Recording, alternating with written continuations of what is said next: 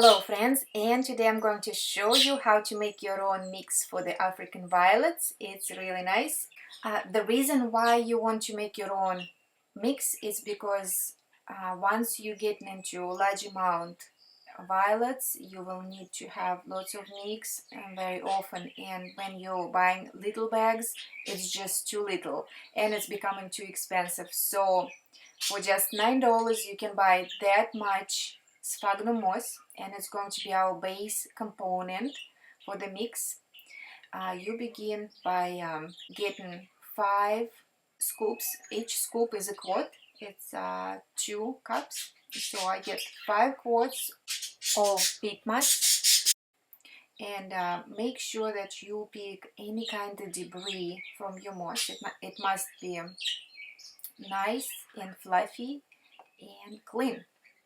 Always wear gloves and mask when you're mixing up your mix, because you don't want to breathe with the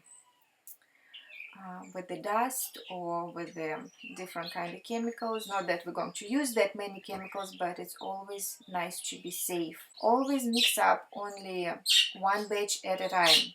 Never do double or triple. One is just perfect. Alright, after that you need to add 1 quart of hot water. I usually just get the hottest I can get from my faucet. It's usually hot enough.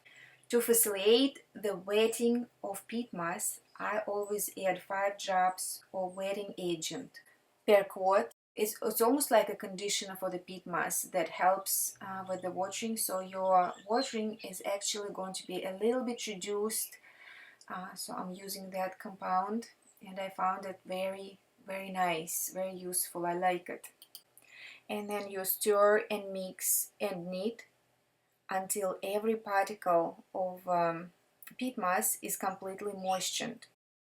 And the other reason why you want to have your peat moss wet is because later on we're going to add some more ingredients, and those ingredients would stick to the peat moss much better if it's moistened.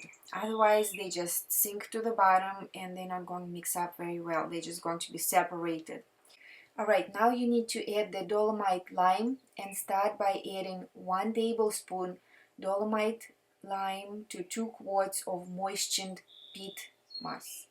And we have about 6 quarts of moistened peat moss. So we're going to add about 3 tablespoons of Dolomite lime.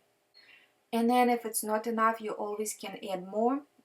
To know if it's not enough, you will need to measure your pH level. Begin by adding 3 tablespoons of Dolomite lime. And I always mix everything very well after every component I add, because it just helps to make a really nice even mix. And then we're going to add 1 tablespoon of superphosphate.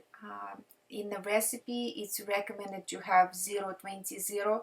I couldn't find 0.20. I found only 0.18, and I decided it's close enough, and that's the one I'm using.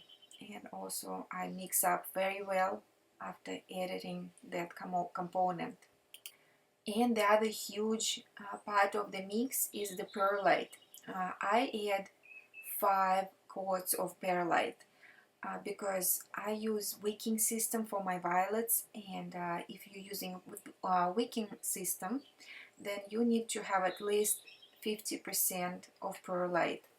So I have 5 quarts of peat moss, and I add 5 quarts of perlite to my mix. And I also mix it up very well. And then I add 3 quarts of vermiculite.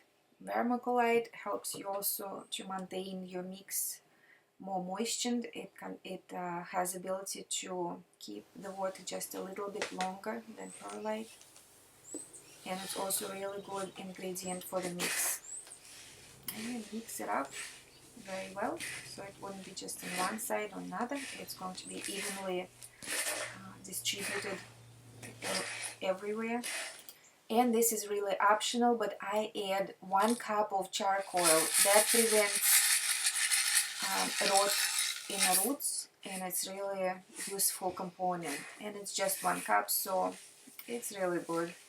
I added just for my peace of mind. And then I add 1 cup of hot water with the same wetting agent. This one just helps you to moisten the whole mix really well. So, and then it's not going to be soggy, it's going to be nice and fluffy. And then just to test if your mix enough moisture, you press and hold little amount of your mix, and it should have a little shape, it should hold shape, but not that much. Just as long as it keeps little bit shape, that's perfect. If it's really sticking to each other, it's too much water. You'll need to add a little bit more perlite or peat moss just to make it less wet. So after you made your mix, you will need to store it in a tight container for about 2 weeks, and after 2 weeks you can measure your pH level, and if it's perfect, it's great. If the pH not right, then you can adjust it with the Dolomite lime. Just to show you difference between mix with the watering compound, watering agent. This one does not have agent. You can see how the water just sits up top for a while, and then on the left it's the soil with the watering compound. Even though it's drier, it absorbs the water right away and delivers the moisture to the roots much more faster, much more sufficient, and it's just great little thing. I like it. And that was it. I hope you like my video. I hope it's going to be useful for you. Have a great day and happy growing.